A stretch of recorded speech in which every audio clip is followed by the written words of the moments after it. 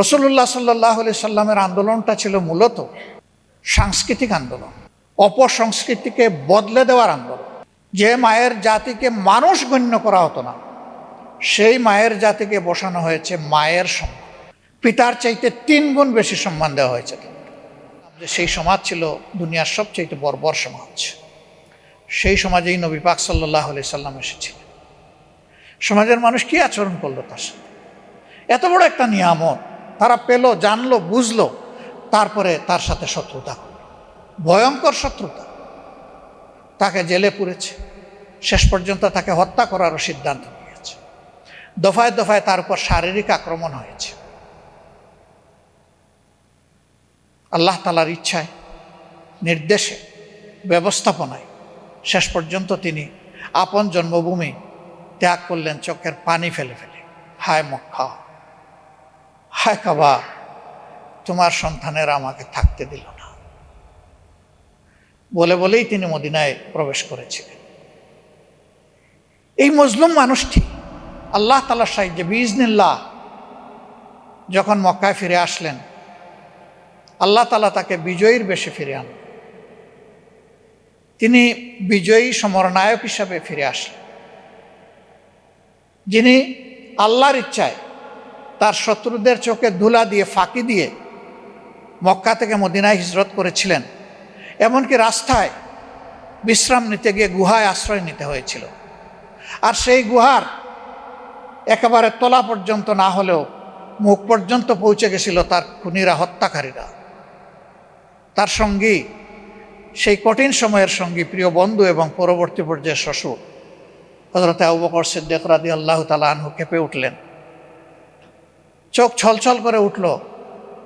জিজ্ঞেস করলেন, কি হয়েছে? তিনি বললেন, ভয় পাচ্ছি। কেন ভয় পাচ্ছ? শত্রুদের পা দেখা যাচ্ছে। হে আল্লাহ রাসূল, আমি আমার জীবনের জন্য নয়, আল্লাহর নবীর জীবনের জন্য ভয় পাচ্ছি।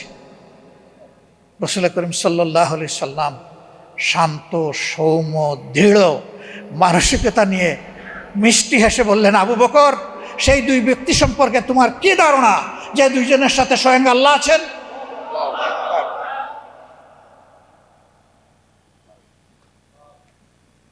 সেই ব্যক্তিটি যখন ফিরে আসলেন, ফিরে আসার পরে তিনি বললেন, ও মক্কাবাসী, আজকে তোমরা মুহাম্মদের কাছে কি চাও? সাল্লাল্লাহু আলাইহি ওয়াসাল্লাম। বিচক্ষণ, বুদ্ধিমান, সর্দার ব্যক্তিটি দাঁড়িয়ে বললেন, আপনি আমাদের সম্মানিত ভাই এবং ভাতিজা, বলেই বসে গেলেন। কি চান এটা বলেননি, ইশারা কাফি। রাসূল মকবুল সাল্লাল্লাহু আলাইহি সাল্লাম বুঝে ফেললেন, আপন ভাইয়ের কাছে, আপন ভাতিজার কাছে একজন মানুষ বা মানব গোষ্ঠী যা চায়, আজকে মক্কাবাসী আমার কাছে তাই চায়। তার অন্তরে ভাবনার জোয়ার সৃষ্টি হলো, আমি আজ কি করব? এখানে তো আমি স্পষ্টভাবে দেখতে পাচ্ছি হযরতে সুমাইয়ার হত্যাকারীদেরকে। আমি তো দেখতে পাচ্ছি হযরতে খাব্বাবের উপরে যারা অত্যাচার করেছিল তাদের মুখ। আমি তো দেখতে পাচ্ছি আমার কলিজার টুকরা বেলালকে যারা টেনে হিঁচড়ে মক্কার অলিতে গলিতে তার রক্ত জড়িয়েছে, মাংস জড়িয়েছে, চর্বি গলিয়েছে, আমি তাদের মুখ দেখতে পাচ্ছি। অবস্থা আজকে আমি কি করব? হে আল্লাহ, তুমি সাহায্য করো। আলহামদুলিল্লাহ, কিছুক্ষণের মধ্যেই তার মুখ উজ্জ্বল হলো। তিনি বললেন, হে আমার প্রিয় সাহাবীরা, সঙ্গীরা, তোমরা মদিনার অলিতে গলিতে ছড়িয়ে পড়ো, জানিয়ে দাও মহান আল্লাহ এবং তার রসুলের পক্ষ থেকে মক্কাবাসীকে আজকে সাধারণ ক্ষমা ঘোষণা করা হয়েছে। ইল্লা আশারা, 10 জন ছাড়া, তারা ছিল মানুষের, নিরীহ মানুষের খুনি বা হত্যাকারী। আরেকজনের খুন আমি মাফ করে দেওয়ার অধিকার রাখি না। এ হক একমাত্র যে নিহত হয়েছে তার আপনজনের। আল্লাহ রসুল বললেন, এই 10 জনের যারে যেখানে পাওয়া যাবে তাকে সেখানেই হত্যা করা হবে। এমনকি সে যদি কাবাগরের ভিতরে আশ্রয় নেয়, ওখান থেকে বের করে এনে তার আঙ্গিনায় হত্যা করা হবে। যদি কাবার গিলাপের পিছনে লুকিয়ে থাকে, ওখান থেকে বের করে এনে তাকে হত্যা করে। কারণ হত্যার শাস্তি হচ্ছে একমাত্র হত্যা। না, 10 জনকে হত্যা করা হয়নি। অনেকে ভয়ে পালিয়ে গিয়েছিল। ইতিহাস থেকে জানা যায় সর্বমোট 3 জন বা 4 জন, তাদের উপর এই হদ কায়েম করা হয়েছিল। একজন দুর্দর্শ, যার নাম ঘোষণা করা হয়েছিল, তিনি ইয়েমেনে পালিয়ে গিয়েছিলেন। তার স্ত্রী ঈমান কবুল করেছিলেন। তিনি তার বাচ্চাদের নিয়ে হাজির হয়ে বললেন, হে আল্লাহ রসুল, আমি আপনার একটু দয়া প্রার্থনা করি। তিনি বললেন, মা বলো তো কি? বললেন যে বদরের যুদ্ধে আমার শ্বশুর আপনি এবং আপনার বাহিনীর হাতে নিঃশেষ হয়ে গেছে। ওমর ইবনে হিশাম, যাকে আমরা আবু জেহেল নামে চিনি, তার ছেলে ইকরামা, আমি তার স্ত্রী। এখন এই কচি বাচ্চা আর আমি, আমাদের কোনো অভিভাবক নেই। আমি আপনার কাছে আমার স্বামীর নিরাপত্তা কামনা করছি।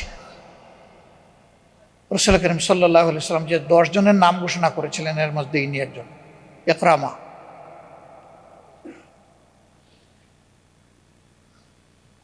আল্লাহ রসুল কিছু সময় নিয়ে বললেন, একজন মা হিসাবে তোমাকে সম্মান করলাম এবং তোমার অনুরোধ মঞ্জুর করলাম। ইকরামাকে ক্ষমা করে দেওয়া হলো। স্ত্রী গেলেন তাকে নিয়ে আসতে, বলে আমি যাব না। কেন যাব না? মুহাম্মদ সাল্লাল্লাহু আলাইহি ওয়াসাল্লাম তো নিরাপত্তা দিয়েছে। তুমি পাগল? আমাকে পাইলে মুহাম্মদ রাখবে? টুকরা টুকরা করেছে।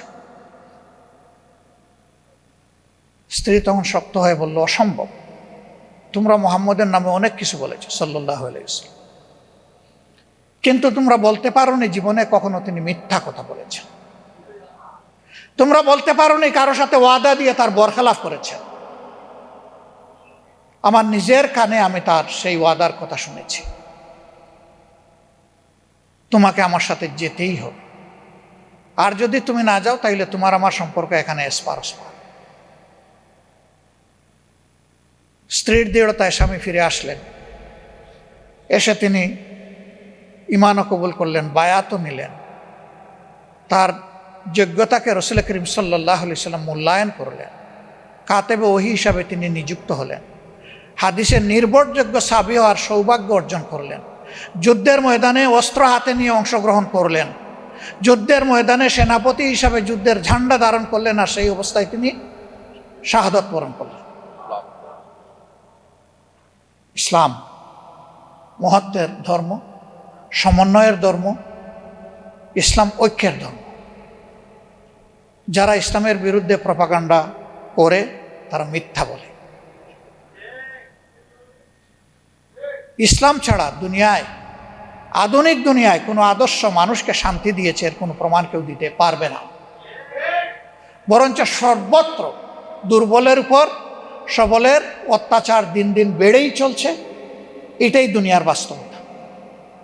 এই বিশ্বকে যদি শান্তির দিকে ফিরিয়ে আনতে হয় তাহলে ওই সংস্কারটা লাগবে, যেই সংস্কার আল্লাহ তাআলা তার প্রিয় নবী মুহাম্মদুর রাসূলুল্লাহ সাল্লাল্লাহু আলাইহি সাল্লামের মাধ্যমে মানব সভ্যতায় করেছিলেন। আমরা ওই সংস্কারের জন্য তৈরি হচ্ছি। আমাদের ঈমান দুর্বল হতে পারে, আমাদের প্রস্তুতির ঘাটতি থাকতে পারে, আমরা স্বয়ং দুর্বল হতে পারি, কিন্তু যার হাতে সমস্ত কুদরত কুওয়াত তিনি দুর্বল নন। ইন্নাহু আলা কুল্লি শাইইন কাদির। আমরা সেই মহান কুদরতের উপর ভরসা রাখি, আমরা মুতাওয়াক্কিল। যেমন আফম খালেদ হুসাইন সাহেব বলে গেলেন যে তিনি আস্থাশীল, এই সমাজ বদলাবে। আমিও তার সাথে একাত্মতা ঘোষণা করে বলছি, আমরা গভীরভাবে আস্থাশীল, এ সমাজ বদলাবে ইনশাআল্লাহ। এখন আমাকে নিয়ে না আমাকে বাদ দিয়ে, সেটা হচ্ছে প্রশ্ন। যদি এই পরিবর্তনের অংশীদার আমরা সবাই হতে পারি, আমরা সৌভাগ্যবান। আর যদি কেউ না হতে পারি, আমি দুর্ভাগ্যবান। কিন্তু সমাজ বদলাবে ইনশাআল্লাহ তাআলা।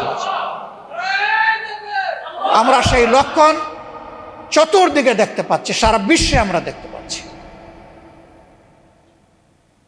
যখন দুর্বলরা আল্লাহর উপর ভরসা করে দাঁড়িয়ে গেছে, আল্লাহর সাহায্য অবধারিত তাদের জন্য হয়ে গেছে। আমরা সেই আল্লাহর উপর ভরসা রাখি। সেই পরিবর্তনের জন্যই আসুন সবাই মিলে আমরা সমবেতভাবে প্রস্তুতি নেই একটা মানবিক সমাজ গড়ার জন্য, যেই সমাজে প্রত্যেকটি মানুষের মানবিক মর্যাদা প্রতিষ্ঠিত হবে, নারী পুরুষ নির্বিশেষে। মদিনার সনদের কথা আজকের আলোচনায় এসেছে। এর সাথে শোনায় সুহাগা হতো যদি বিদায় হজ্জের ভাষণের সারবস্তু এখানে সংযোজিত হতো।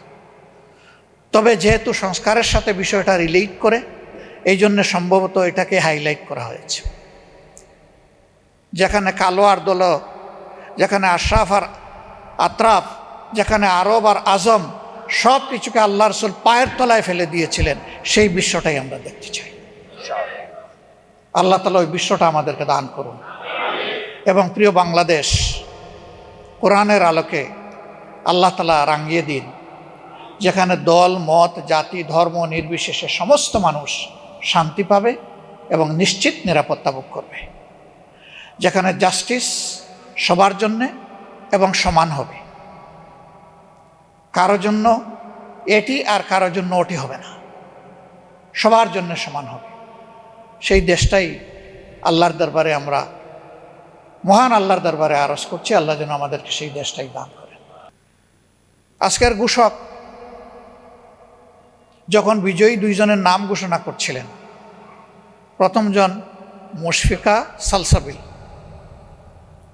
তিনি নাম ঘোষণা করে পিতার পরিচয় দিলেন পরবর্তী পর্যায়ে এসে, এবং রচয়িতা রচনাকারী আর পিতার জন্য দোয়া করলেন, কিন্তু মায়ের জন্য একটু দোয়া করলেন না। এই মা তো এই মেয়েটাকে তার গর্ভে ধারণ করেছে, এই মাই বুকের দুধ দিয়ে তাকে বড় করেছে, এই মাই তাকে বিকশিত হওয়ার মানুষ হওয়ার জন্য সবচেয়ে বেশি দায়িত্ব পালন করেছে। আমি দোয়াটা করে দিলাম, আল্লাহ তাআলা ওই মাকেও সম্মানিত করেন। আরেকজনের জন্য কোনো দোয়াই করেন না, ওনার জন্য দোয়া, উনি ওনার পিতামাতা এবং সম্মানিত শিক্ষক মণ্ডলী, মুশফিকারও সম্মানিত শিক্ষক মণ্ডলী, যারা মানুষ হওয়ার জন্য তাকে তিলে তিলে সাহচর্য দিয়েছেন, নার্চার করেছেন। আল্লাহ তাআলা তাদের সকলকে এই দুনিয়ায় এবং পরবর্তী জগতে আল্লাহ তাআলা সম্মানিত করুন। বলছিলাম আজকের এই সেমিনারকে আল্লাহ কবুল করুন, আয়োজনে কোনো ভুল হলে আল্লাহ ক্ষমা করুন, যা কিছু মাবুদের দরবারে পছন্দ হয়েছে আল্লাহ তা কবুল করুন, বরকতময় করুন। আমাদের প্রত্যেকটি নেক পদক্ষেপকে আল্লাহ তাআলা তার সাহায্যের হাত বাড়িয়ে শক্তিশালী করে দিন। আমরা কোনো ভুল করলে আল্লাহ আমাদের ইসলাহ করে দিন, এবং মঞ্জিলে মসজিদে পৌঁছার পথে যত বাধা আসবে এককভাবে শুধু আল্লাহ তাআলার উপর ভরসা করে সেই বাধাগুলা মাড়িয়ে যাওয়ার তৌফিক আল্লাহ তাআলা আমাদেরকে দান করুন। নাসরুম মিনাল্লাহি ওয়া ফাতহুন করিব ওয়া বাশশিরিল মুমিনিন। আসসালামু আলাইকুম ওয়া রাহমাতুল্লাহি ওয়া বারাকাতুহু।